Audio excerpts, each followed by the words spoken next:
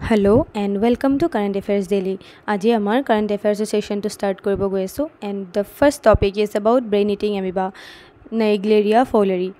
Brain-eating amoeba is a protozoa parasite usually found in warm freshwater. Enters body through nose, reaches brain, causes primary amoebic meningoencephalitis, rare but almost always fatal. Symptoms appear 1 to 9 days after exposure: severe headache, fever, nausea, vomiting. Progresses rapidly to stiff neck, seizures, confusion, hallucination, coma. Fatality. Mortality rate more than 95%. Death usually within 7 to 14 days of symptoms. Current news: Kerala's Kozhikode sees 3 cases of brain-eating amoeba. Brain-eating amoeba এটা protozoa parasite পৰা হোৱা বেমাৰ হয় আৰু protozoa parasite usually গৰম fresh ৱাটাৰত পোৱা যায় আৰু এইটো আমাৰ বডিত এণ্টাৰ হয় থ্ৰু নোজ আৰু তাৰপিছত ব্ৰেইনলৈ গুচি যায় আৰু যোনটো বেমাৰ হয় ব্ৰেইন ইটিং এমিবাৰ সেইটো ৰেয়াৰ হয় বাট ফেটাল হয়, মানে মৰিয়ে যায় মানুহ। বহুত কম চান্সহে থাকে যে মানুহ বাচিব ব্ৰেইন ইটিং এমিবা এণ্টাৰ কৰাৰ পিছত আমাৰ বডিত। আৰু চিমটমছ 1 পৰা 9 দিনৰ ভিতৰত হৈ যায় আৰু যিবিলাক চিমটমছ হয় সেইবিলাক হৈ গ'ল চিভিয়াৰ হেডেক, বহুত বেছি হেডেক, ফিভাৰ, নচিয়া, ভমিটিং হয় আৰু বহুত মানে ৰেপিডলি প্ৰগ্ৰেছ হয়, বহুত স্পীডত মানে প্ৰগ্ৰেছ হয়। তাৰপিছতে মৰ্টেলিটি ৰেট মোৰ দেন 95% আৰু ডেথ ইউজুৱেলি উইদিন 7 দিনৰ পৰা 14 দিনৰ ভিতৰত চিমটমছ দেখা দিয়াৰ মানে 2 উইক্সৰ ভিতৰত মানুহ মৰিয়ে যায়। আৰু কেৰেলাৰ কোঝিকোড়ে যোনখন জেগা আছে তাতে 3টা কেছ হৈছে এনেকৈ ব্ৰেইন ইটিং এমিবাৰ। আৰু কেৰেলাত আগতেও এনেকুৱা কেছ হৈছে, বহুত হৈ থাকে কেৰেলাত ব্ৰেইন ইটিং এমিবাৰ related death. Coming to the next topic of the day, and the topic is GST 2.0. Goods and Services Tax is an indirect tax brought under One Nation One Tax policy in 2017. It aimed to resolve issues like multiple indirect taxes, excise, service tax, VAT, luxury tax, etc., leading to cascading effect of taxes. India studied dual GST models of countries like Canada, federal plus provincial GST, and Brazil while drafting its own system. GST 2.0 মানে 2017 যোনটো আমাৰ GST অনা হৈছিলে, goods and services tax, আৰু one nation one টেক্সৰ আণ্ডাৰত অনা হৈছিলে আৰু বহুতো বেলেগ বেলেগ ধৰণৰ টেক্স থাকে চেণ্ট্ৰেল লেভেল, ষ্টেট লেভেলত। তাৰ কাৰণে কাস্কেডিং ইফেক্ট হয়, ডাবল টেক্সেশ্যন হৈ যায় আৰু বহুত আননেচেচাৰী বহুত কনফিউজন হৈ যায় টেক্স পেয়াৰৰ কাৰণে, আৰু সেইকাৰণে মানুহে টেক্স কমপ্লায়েন্সো কম হয় আৰু টেক্স কালেকশ্যনো কম হয় সেইটো কাৰণে। তো সেইবোৰ প্ৰব্লেমবোৰ দূৰ কৰিবলৈ বা টেক্স পেয়াৰৰ কাৰণে প্ৰচেছটো চিম্প্লিফাই কৰিবলৈ GST অনা হৈছিলে। আৰু GST অনাৰ পিছতো কিছুমান অসুবিধা আছিলে, তাৰ কাৰণে এতিয়া GST 2.0 আনি আছে।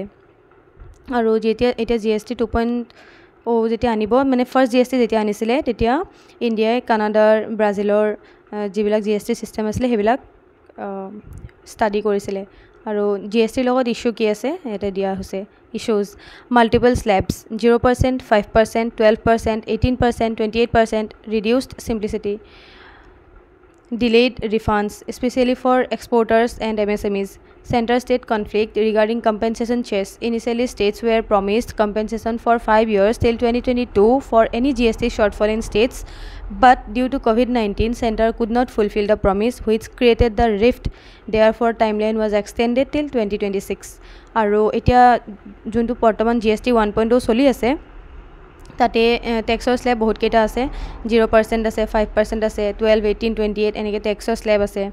আৰু ডিলেইড ৰিফাণ্ডছ মানে অলৰেডি মানুহে টেক্স পে' কৰি দিয়ে, তাৰপিছত যদি কাউণ্ট কৰাৰ পিছত যদি ওলাই মানে যে টেক্স বেছিকৈ পে' কৰিলে বা ৰিটাৰ্ণ পাবলগীয়া আছে, সেইটো যেতিয়া ফাইল কৰে ৰিটাৰ্ণ যেতিয়া পাব লাগে ৰিফাণ্ড পাওঁতে বহুত দেৰি হৈ যায় আৰু সেইটো প্ৰব্লেম ক্ৰিয়েট কৰে বিজনেছমেনবিলাকৰ কাৰণে।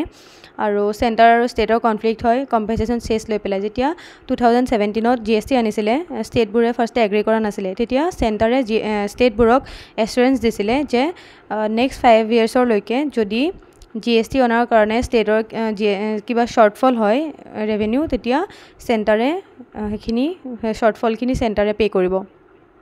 বাট যেতিয়া ক'ভিড আহি গ'ল বহুত ড্ৰাষ্টিকেলি কমি গ'ল ৰেভিনিউ কালেকশ্যন ষ্টেটবোৰৰ, আৰু তাৰপিছত তাৰ লগতে চেণ্টাৰৰো কমি গ'ল তো যেতিয়া ষ্টেটবোৰে ক্লেইম কৰিলে যে GST আণ্ডাৰত যিটো কম্পেনচেশ্যন পাব লাগে আমি সেইটো কম্পেনচেশ্যন দিয়ক তেতিয়া আমাৰ ফাইনেন্স মিনিষ্টাৰে এক্ট অফ গড বুলি কৈ পেলাই কথাটো নাই কৰি দিলে নিদিলে আৰু তাৰে লগতে GST কম্পেনচেশ্যন চেছৰ যোনটো টাইমলাইন আছে সেইটো 2026লৈকে ইনক্ৰিজ কৰি দিলে আৰু যোনটো শ্বৰ্টফল হ'লে চেণ্টাৰে পে' কৰিব সেইটো আৰু ইনক্ৰিজ কৰি দিলে টিল 2026 প্ৰপ'জড ৰিফৰ্মছ আৰু notified only after GST council approval GST 2.0 আৰু এতিয়া GST 2.0ত কি নতুন ৰুলছ আনি আছে simplify the structure by removing 12% and 28% slabs আৰু ওপৰত আমি যোনকেইটা স্লেব চালোঁ তাৰে ভিতৰত যোনটো 12% আৰু 28% স্লেব আছে এইকেইটা ৰিমুভ কৰি দিব আৰু 99% goods and services under current 12% slab will move to 5% slab and 90% goods and services in 28% slab to move to 18% slab including small petrol and diesel vehicles, cement, etc.